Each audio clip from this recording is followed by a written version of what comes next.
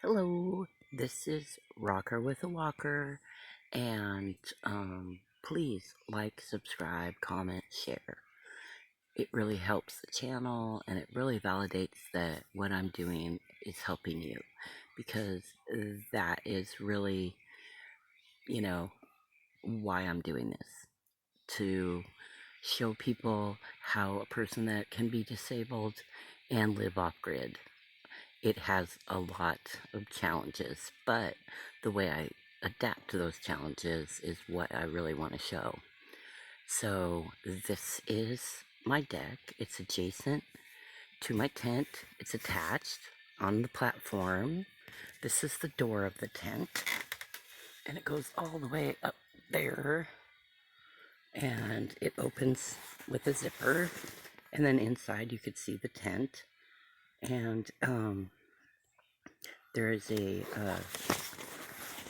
mosquito net door that zips all the way up to keep the critters out, which it doesn't keep all the critters out, but it works great to keep like flies and fruit flies and other flying insects out, and birds, because there are tons of birds here, every different kind, and I've had 3 walk right into my tent through the bottom of the flap, so birds can get in. So it's really good to have this protective layer.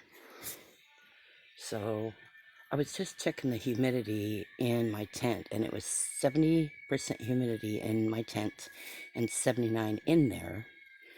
And outside, the humidity is 70, it's 78 degrees outside, and there's 76% humidity. And that's pretty normal for here. So this is my deck. It is 16 feet long and 6 feet wide.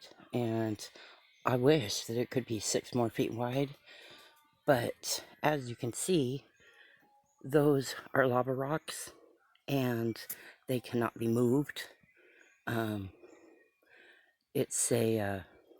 It's really hard to build here and to clear land because of all these natural lava rocks that are here. And in the same respect, as you can see, there's plants and containers. It's really hard to grow things here because there isn't much soil on the ground. In other places, on other properties, there may be more soil, but most of the time people have to bring soil in, or mulch or whatever. That is our water tank. It's 10,000 gallons. It holds all our water for washing, shower, dishes, laundry, and whatnot.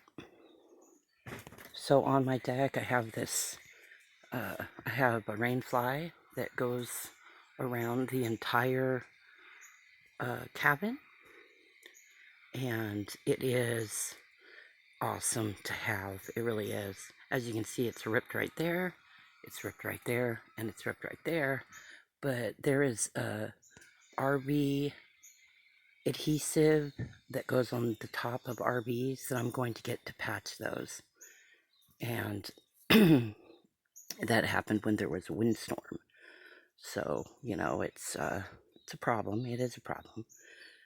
But anyway, there's my walker. Rocker with a walker. Get it? Now you get it. See? I'm sure before you were like, where's the walker? Well, there it is. And if I need to go on a trip to the store or go, anywhere, I'll take my walker and it'll help me along. So there's a fence built onto my deck area to keep animals in should we go somewhere, and the smaller dogs would be safe. And then gotta have your deck chair. And I was going to talk to you a little bit about what humidity does here. So these are antique chairs that go with my Coca-Cola table, and they were in dry storage for the entire time I've had them, and they're in dry storage here. But still, you can see that the pane is blistering, and it's rusting, so that will all have to be sanded and repainted, which, not that I'm going to sell them, but it really decreases the value when you have to repair an antique item. So anyway, kind of give you a little tour. This is my gate. It's really important to have a gate. This way the dogs cannot come up here and tear my garbage apart or get into my things, and the cats can't get into my tent, which is very important because I'm allergic to cat dander, and I can't have cats laying around on the furniture and whatnot because it gives me a lot of irritation in the eyes and really brings out my allergies. So that's why I have the gate. And this is a painting I did on the gate just to make it a little more festive out here and not look so blah. So this is some laundry that will have to be taken to the laundromat because it's blankets and such. And we have a washer and dryer, but they are not to the capacity that would dry the blankets totally. And there's my handy dandy umbrella, which is a must here because it rains all the time. Probably 75% of the time it rains. And this is just dog food storage and whatnot. Gotta have a first aid kit. Tons of masks. Tons and tons of masks. And then this is just another spot to hold things.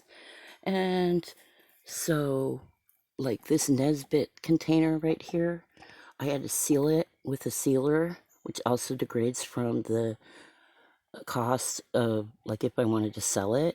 Now it would be worth quite a bit less because I had to seal it so it wouldn't mildew. And I will do the same thing to this collectible right here. As you can see, it's quite a bit different. It's not as shiny because it doesn't have the sealant on it. But that's just another problem here. And then this is kind of like my workstation. And this I got at the resale, which is like a thrift store. And I got it to hold water to make it more portable for me because those are the water containers that we have and they're really heavy. But unfortunately this was obviously at the resale because it doesn't seal very well, so it leaks water when you try to pour it. So I turned it into a container to hold snacks, and I keep it outside because I try really hard not to eat in my tent or store food in my tent because you can get fruit flies, cockroaches. Well, let's put it this way. Everybody has cockroaches in Hawaii. It doesn't matter if you're rich, poor. It's because of the climate. And they're just... Oh, there's a bird. Oh, he's so pretty. That's a cardinal right there. Anyway, so because bugs are so prevalent here, I just try to keep, you know, a lot of clutter, a lot of like cardboard boxes is a no here because cockroaches love to hang out in cardboard boxes. So yeah, the bugs are just so much, and you have to buy like glue, roach glue traps, roach motels, and it is a huge buy around here. But you don't want cockroaches running all over your stuff. That is disgusting. So this is kind of like where I do my little crafts when I paint. I got this little boat from a friend of mine. I turned it into a palette so I can mix paint in it to do different colors. And I got these little dishes at the resale. And so when I send things to family or whenever, this is kind of like my station. It's got popcorn, you know, the peanuts and packing supplies in it. And then this is another thing I got at the resale. It's metal. It's really cute. I got it for like $2. And then this is waterproof repair tape, which really helps around here. If you need to repair something and it's going to be outside, it won't degrade. So that's always good too. And yeah, so this is the deck. And like right now, it's 79 degrees in my tent. and 80% humidity. So I cannot be in my tent right now because I'll literally sweat to death, and nobody likes that.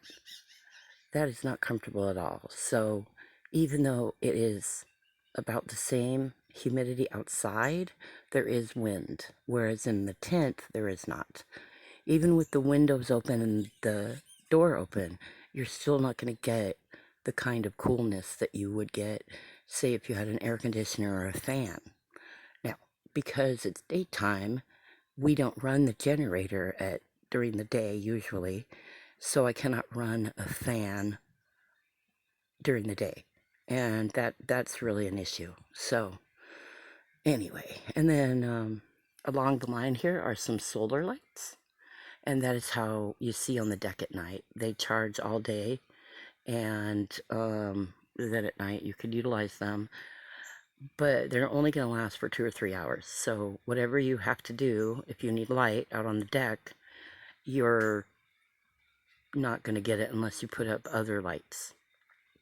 And I've tried every kind of solar light that is out there, and these are the best. They're about $39.95 to $49.95 at Home Depot, and sometimes you can get them on sale at Costco. So they are a must. You have to have them. I have them on the inside of my tent along one wall, and they're basically a secondary light to use when the generator isn't on. So they mean a lot. They help a lot. Anyway, um so I don't know how to end this, but have a good day, and I hope you enjoyed the video.